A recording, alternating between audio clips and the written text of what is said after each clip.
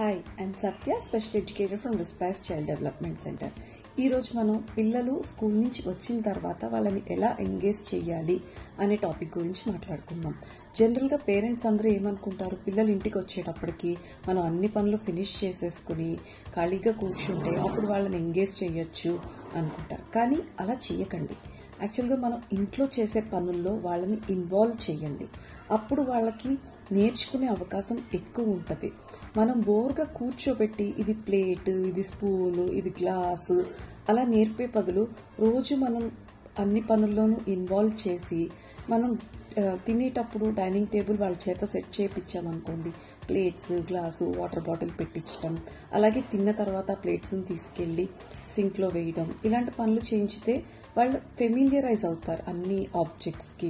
And మార్కెట్కి తీసుకెళ్ళినప్పుడు వాళ్ళ చేత వెజిటబుల్స్ పిక్ చేయించడం, పేరు చెప్పండి, ఇది టొమాటో, ఇది పొటాటో అని చెప్తూ పికప్ చేయించండి. ఇంటికి వచ్చిన తర్వాత వాటిల్ని బ్యాగ్స్లో కానీ బాక్సెస్లో కానీ మనం అరేంజ్ చేసేటప్పుడు వాళ్ళని సార్ట్అవుట్ చేయనివ్వండి. వాళ్ళ చేతితో పట్టుకుని చేయించండి ఆ పనులన్నీ. అప్పుడు వాళ్ళు డిఫరెంట్ టెక్స్చర్స్ కూడా టచ్ చేస్తారు. దాని ద్వారా వాళ్ళకున్న సెన్సరీస్ తగ్గుతాయి అండ్ వాళ్ళకి ఐడెంటిఫికేషన్ వస్తుంది.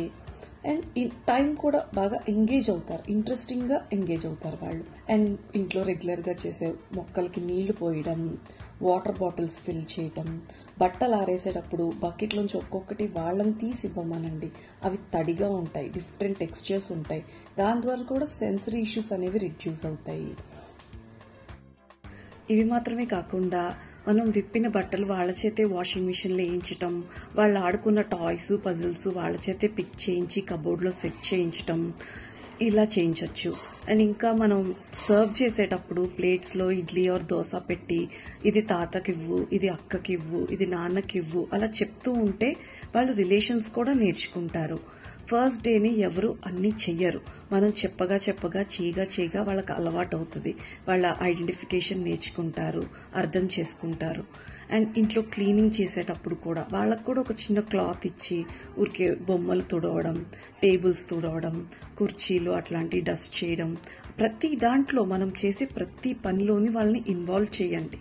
దాంట్లో మన డైలీ లివింగ్ చాలా బాగా నేర్చుకుంటారు. అకాడమిక్స్ అయితే ఎంత ఇంపార్టెంట్గా నేర్పుతామో డైలీ లివింగ్ నేర్పడం కూడా అంతే ఇంపార్టెంట్.